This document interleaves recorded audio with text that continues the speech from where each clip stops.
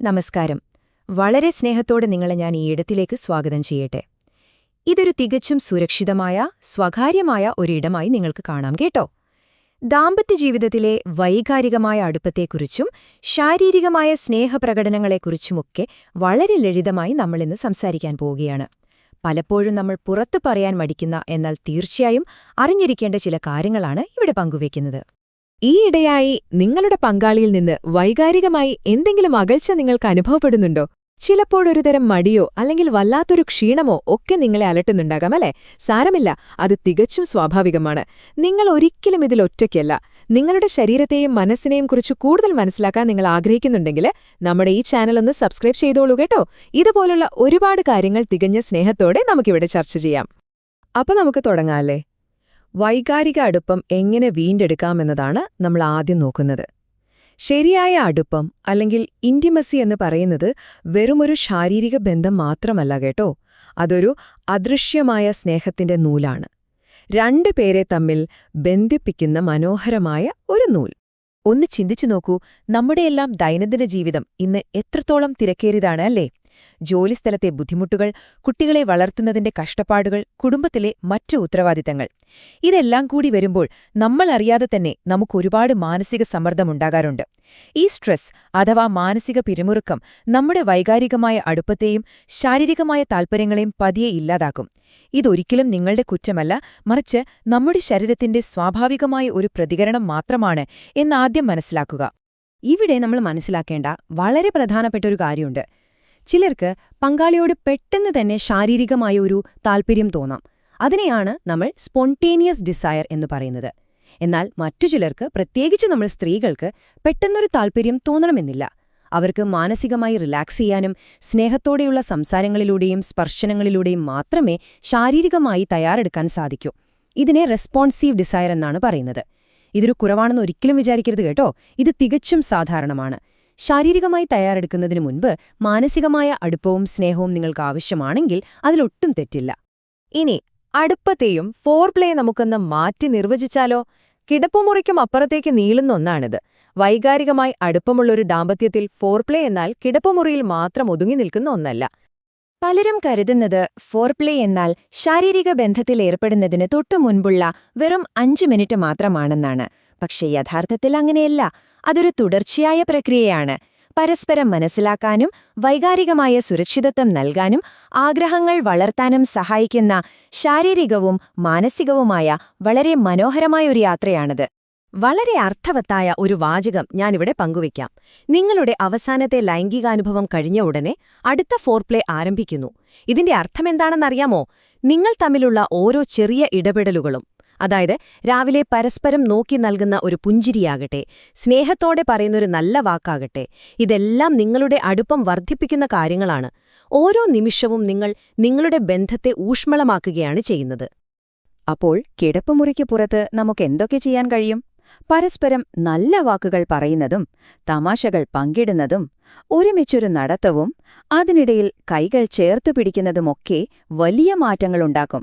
അതുപോലെ ഒന്നിച്ചു കുളിക്കുന്നതും നല്ലതാണ്. ഇതിലേറ്റവും പ്രധാനപ്പെട്ട ഒരു കാര്യം എന്താണെന്നോ? വീട്ടുജോലികളിൽ പരസ്പരം സഹായിക്കുന്നത്.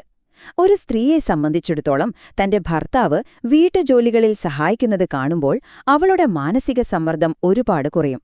തനിക്ക് വിലയുണ്ടെന്ന് അവൾക്ക് തോന്നുകയും ചെയ്യും. ഇത് വൈകാരികമായ അടുപ്പം വർദ്ധിപ്പിക്കാൻ വളരെ നല്ലൊരു വഴിയാണ്.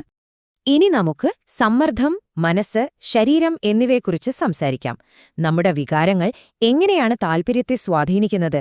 സത്യത്തിൽ നമ്മുടെ മനസ്സും ശരീരവും തമ്മിൽ അഭേദ്യമായ ഒരു ബന്ധമുണ്ട്. നമ്മൾ പങ്കാളിയുടെ ഒപ്പം സുരക്ഷിതരാണെന്ന് തോന്നുമ്പോൾ, അല്ലെങ്കിൽ സ്നേഹത്തോടെയുള്ള സ്പർശനങ്ങൾ അനുഭവിക്കുമ്പോൾ, നമ്മുടെ തലച്ചോർ ഓക്സിറ്റോസിൻ പോലുള്ള വളരെ നല്ല ചില ഹോർമോണുകൾ ഉൽപ്പാദിപ്പിക്കും. ഈ ഹോർമോണുകൾ നമ്മുടെ ഉത്കണ്ഠകളെല്ലാം ഇല്ലാതാക്കി മനസ്സിന് വല്ലാത്തൊരു ശാന്തത നൽകും. മാത്രമല്ല, ശരീരത്തിൽ ആരോഗ്യകരമായ രീതിയിൽ രക്തയോട്ടം സുഗമമാക്കാനും ഇത് സഹായിക്കും. ഈ ഹോർമോണുകളാണ് നമ്മുടെ ശരീരത്തെ സ്വാഭാവികമായി തയ്യാറെടുക്കാൻ സഹായിക്കുന്നത്. ഇവിടെ നമ്മൾ അറിഞ്ഞിരിക്കേണ്ട ഒരു സമയക്കണക്കുണ്ട്: 10 മുതൽ 30 മിനിറ്റ് വരെ. അതെ, സാധാരണയായി ഒരു സ്ത്രീയുടെ ശരീരവും മനസ്സും പൂർണ്ണമായും ഉണരാനും ശാരീരികമായി തയ്യാറെടുക്കാനും 10 മുതൽ 30 മിനിറ്റ് വരെ സമയമെടുക്കാറുണ്ട്. അതുകൊണ്ടുതന്നെ പങ്കാളികൾ പരസ്പരം ഒരുപാട് ക്ഷമ കാണിക്കേണ്ടതുണ്ട് കേട്ടോ. ധൃതി പിടിച്ച് ചെയ്യുന്നതിനേക്കാൾ സമയം കൊടുത്ത് പരസ്പരം മനസ്സിലാക്കി മുന്നോട്ടു പോകുന്നതാണ് എപ്പോഴും നല്ലത്. ശാരീരിക ബുദ്ധിമുട്ടുകളെ എങ്ങനെ മറികടക്കാം എന്നതാണ് നമ്മൾ ഇനി നോക്കുന്നത്.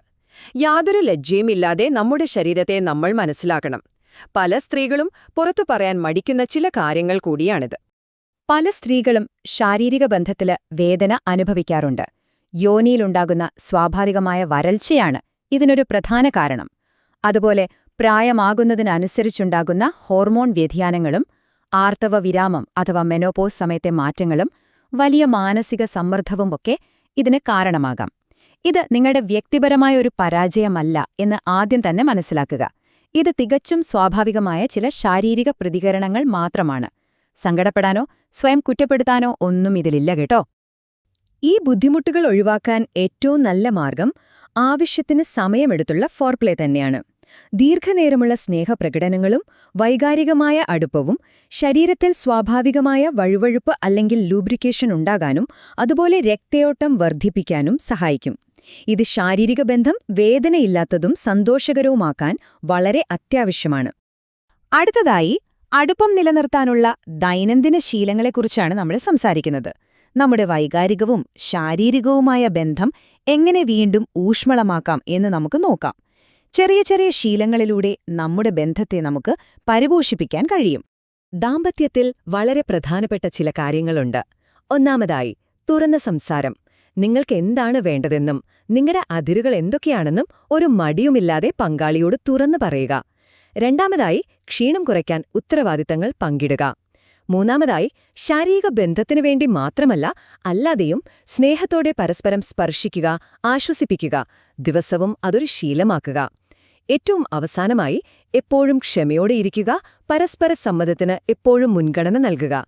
ലജ്ജയില്ലാത്ത തുറന്ന ആശയവിനിമയമാണ് ഒരു വിവാഹ ജീവിതത്തിലെ ഏറ്റവും പ്രധാനപ്പെട്ട ശീലം എന്ന് മറക്കാതിരിക്കുക. ഇനി ലജ്ജയില്ലാതെ സഹായം തേടാം എന്നതിനെക്കുറിച്ചാണ് പറയുന്നത്. ഓർക്കുക, നിങ്ങൾ ഒരിക്കലും ഒറ്റയ്ക്കല്ല.